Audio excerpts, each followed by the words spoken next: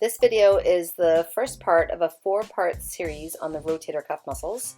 And as we remember, they are the supraspinatus, pictured here, the infraspinatus, pictured here, and then the teres minor, which is underneath and lateral border of the scapula, and then on the anterior border of the scapula is the subscapularis.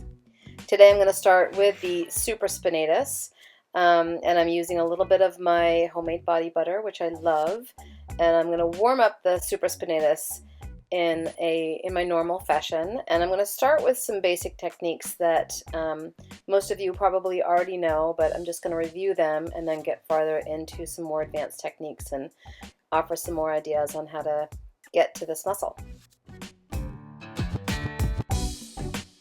After I've warmed up the tissue in this area, I want to move the upper traps away and start to sink down underneath the upper traps and into that supraspinatus. So as you're first really palpating this muscle, make sure that you're not on the upper traps. And like I said, push those away and slide underneath to find that tissue.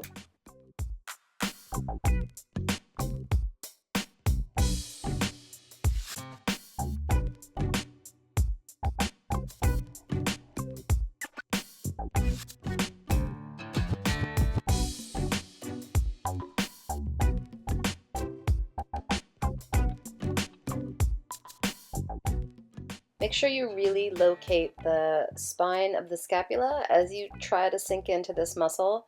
And remember that this muscle lies flat on the top of the scapula. So if you can find that spine and sink in, you're really getting all the attachment sites. Coming in from the other side of the table now, I like to use one hand to actually pull the traps medially and then use my other hand to push the supraspinatus, those deeper fibers of the supraspinatus, out laterally. And so it separates those tissues in a little different way and starts to give your client a nice stretch. This feels really good in terms of getting that connective tissue to release. Obviously, the supraspinatus is attached to the scapula, so if you manipulate the scapula, you're going to manipulate what the supraspinatus does.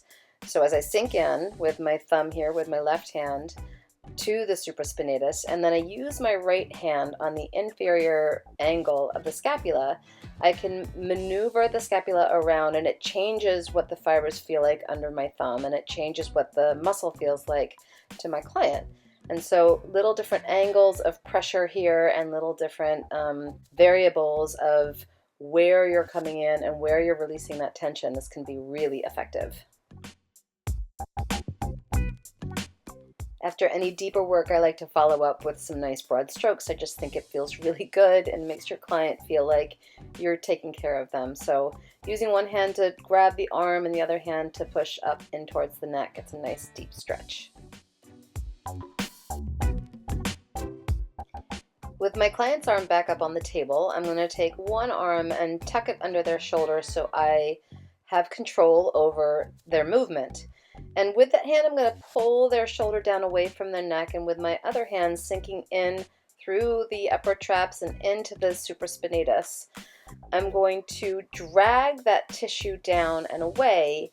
As the shoulder is pulling down and away from the client's ear, it stretches out this muscle and then allows for the work that I'm doing to go even deeper.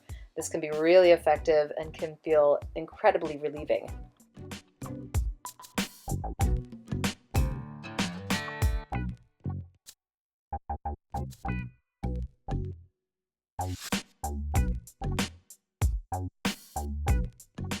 Sideline position is an incredibly useful tool to get into the supraspinatus, and hopefully I don't need to even say it, but just out of good conscience, please make sure that your body mechanics are good here. It's a little trickier to work with a client in sideline, so just make sure you're working from your core and scooting them back towards the edge of the table close to you so that you can get that good work done.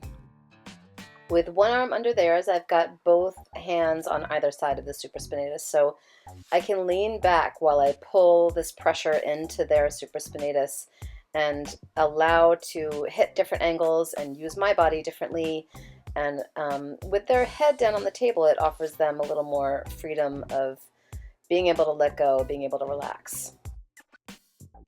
And then from this position, I can come more towards the anterior portion, and then I can even explore again the posterior portion, but making sure I'm communicating to my client to let go of their arm and getting every aspect of this incredibly powerful and controlling rotator cuff muscle.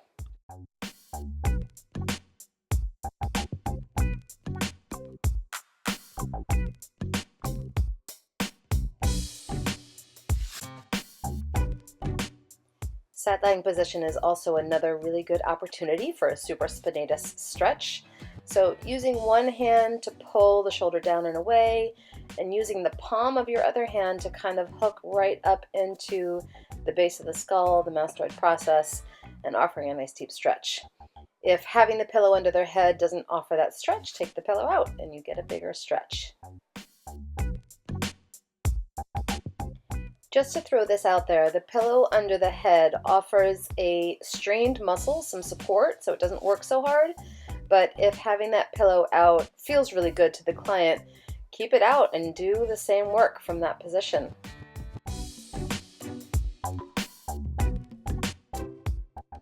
Another alternative to work on this muscle is to keep the client in side lying and stand at the head of the table so that you're leaning into that supraspinatus. And the reason why I like this one is because the client can now move their arm around a little bit, and if you suggest that they reach their arm, so if they put their arm nice and flat on their side and then they reach their fingers down towards their toes, that engagement of those downward pulling muscles also lengthens the supraspinatus as you're working. So it engages it a little bit differently and allows for it to let go as you're working.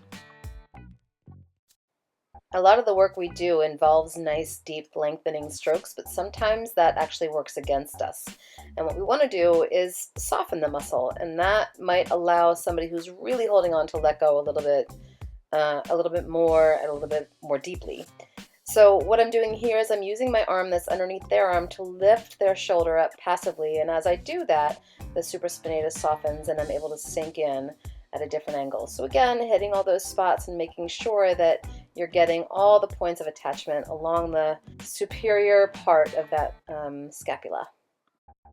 Thanks so much for watching. Remember that this is part 1 of a 4-part series, so please keep your eye out for a video on the infraspinatus, the teres minor, and the subscapularis. Please like, please subscribe, and share below any thoughts you might have on how you might work this muscle.